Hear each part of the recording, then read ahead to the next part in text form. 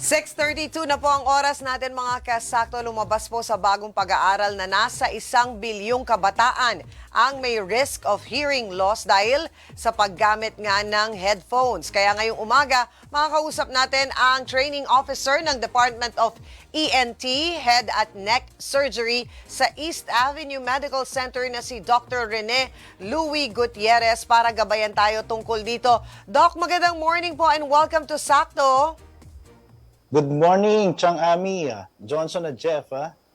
Good morning, Doc. Doc. Naku, alam natin, parang ilang taon din tayong nagsusuot ng mga headphones dahil sa mga work from home, yung mga bata online nag-aral, halos 2 taon. Gaano po ba talaga, kumbaga, nakakabingi ang paggamit ng headphones? Oo, tama yan, Chang Ami. No? Maliban sa pangunahing dulot ng pagkawala ng pandinig na age-related, no, yung presbyacusis, tumataas ngayon yung census natin sa noise-induced hearing loss. Well, itong noise-induced hearing loss ay ang pagkawala ng pandinig or pagbabago ng pandinig, dulot nga ng mga ugong or itong mga sounds na nasa ating paligid. Sinasabi na dapat hanggang mga 85 decibels lamang sa loob ng mga 8 hours, no?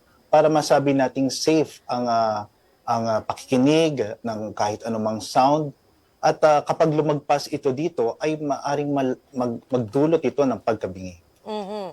So, kumbaga, ang tamang paggamit lang hanggang mga 8 oras lamang po. Yes, ayon sa pag-aaral, no, meron tayong mga safety levels na tinatawag. And yan yung mga standard sound levels na sinet, no, ng Opo. ating mga yes. Bukod po dun sa 8 hours, Doc, ano po ba yung tamang paggamit ng earphones at yung term nung, kumbaga yung sabi mo nga, yung level nung sound? Kasi minsan yung katabi mo, naka-headset, naririnig mo yung pinakikinggan niya sa sobrang lakas. Yes. Tama yan, Chang Ami, kasi hindi naman natin malalaman kung ano ba yung 85 decibels. No? Opo, oo. Usually, yung volume level nyo dapat around mga 50 lang or dapat yung tamang pakikinig lang na hindi nakakairita Yes. or nakakapagod sa iyong tenga. Oo. Tama yun, Chang Ami, kapag naririnig na ng katabi mo, yung pinapakinggan mo, malakas na yon at maaaring makasira ng iyong tenga. Opo. At yung iba nga po tinatanong, headphones versus earphones. Dahil may mga ganyan, may AirPods, may ganito, kung ano-ano. May pagkakaiba po ba yung effect nito sa ating mga tenga? Yung medyo nandito lang, kesa dun sa nasa loob po talaga na nakapasok. Tama yun yan, Chang Ami. No? Actually, pareho namang safe yan. Kaya lang, dahil yung in-the-ear monitor, so itong mga earbuds or earphones, ay mas malapit doon sa ating ear canal at tympanic membrane, sinasabi sa mga pag-aaral na mas nakaka-damage ito kumpara doon sa mga headphones. So mas safe pa din na gamitin yung, safe to say na mas okay yung headphones. Ganun po ba? Yes, yes. Mas malayo kasi, parang ganun. Yes. Tama. Hindi nakadirekta. Pero pansinin po ninyo, may mga ilang anak kayo, kapain po ninyo yung dito. Nako, may paglubog din ng konti, Doc. Dahil Tama, doon sa oo. higpit ng paglagay ng headphones. Yes, Napansin ko yan. nai-irritate din kasi, no? Magkakaroon minsan ng pamamaga doon sa external auditory canal. Medyo lumabas lang po tayo doon sa usapan ng earphones po. Ano po ba ang mga bagay na pwedeng magpahinga ng pandinig natin, ma-relax naman ng konti at hindi laging parang, alam nyo yun, parang ang daming naririnig. Paano po ba? Paano? Pagpahina ba? Magpahina ng pandinig? Or parang kumbaga ma-relax yung ating ears.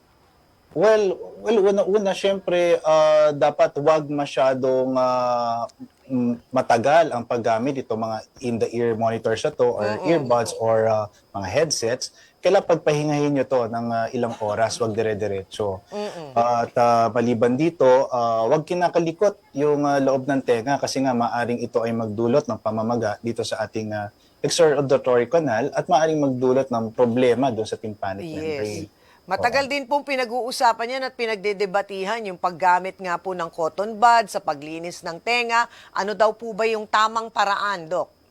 Oo, Chang Ami. Sa labas na bahagi lamang, no, ang linisin. Kasi alam mo, itong mga cerumen, di ba, yan naman dahilan ba tayo nagko-cotton buds?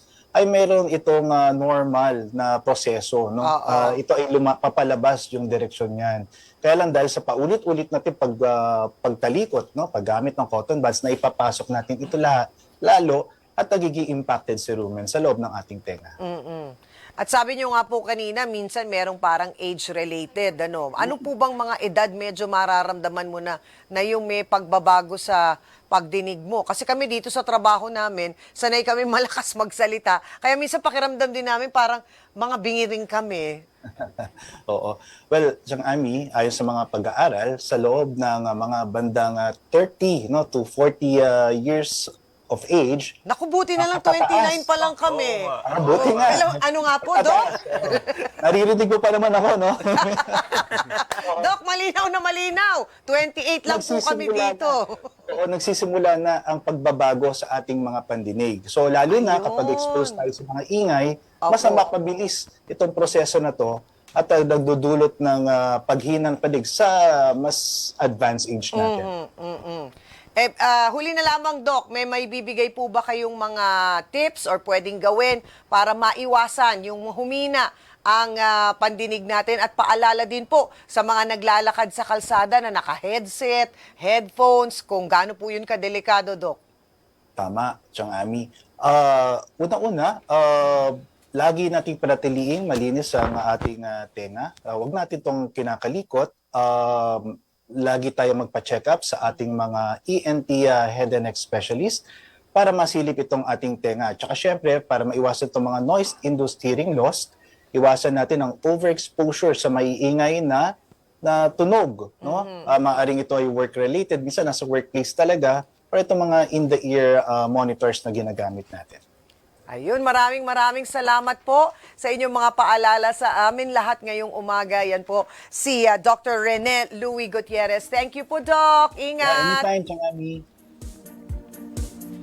Ano nga ba yung sabi ni Doc? Hindi mo narinig? Hindi ko narinig yung halos Grabe, lahat eh. siguro nga lagpas na siya ng 30. Hindi, actually, totoo yun siya. Di ba tayo mga taga-radyo, Yes. laging May headset, may monitor. Isang oras ka nagpo-programa, Oo. tapos after ng program, makikinig ka pa ng music. Kaya minsan pag kinakausap mo, hindi ka rin Oo. Kaya bawal na sa mga tugs-tugs Aminado siya. naman kami ho doon, medyo may pagkabing eh. Hindi ho lahat.